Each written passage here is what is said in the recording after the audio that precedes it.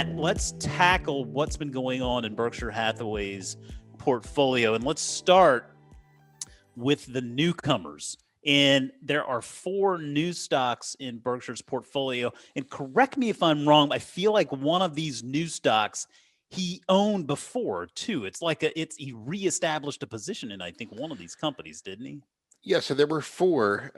There were a company called EW Scripps, which he technically bought in January, but we already knew about that one.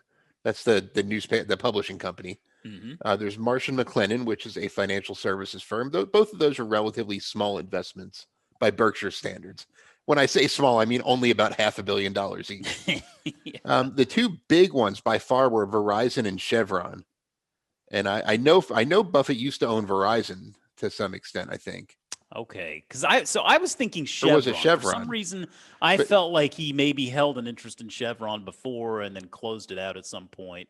I think you're right. I'll have to double check on the particulars of that. But those were big investments. I mean, they're not big compared to Berkshire's, say, Apple or Bank of America investment, but those were built up over time. Right.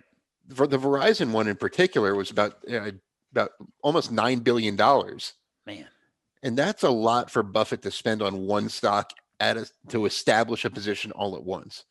And a lot of investors were not happy to see that those were the 2 big buys between $13 billion between Verizon and Chevron. Because a lot of people think of those as boring stocks, like, oh, Buffett's lost his touch, things like that. A couple things I would say to that. First of all, I would much rather $9 billion of Berkshire Hathaway's capital be in Verizon than in cash. Yeah. It's a much more productive use of the money. Verizon pays a very nice dividend. I want to say in the 5% ballpark right now. Yeah, I'm looking at it right now, 4.4% yield. Yeah. I mean, you can't discount that.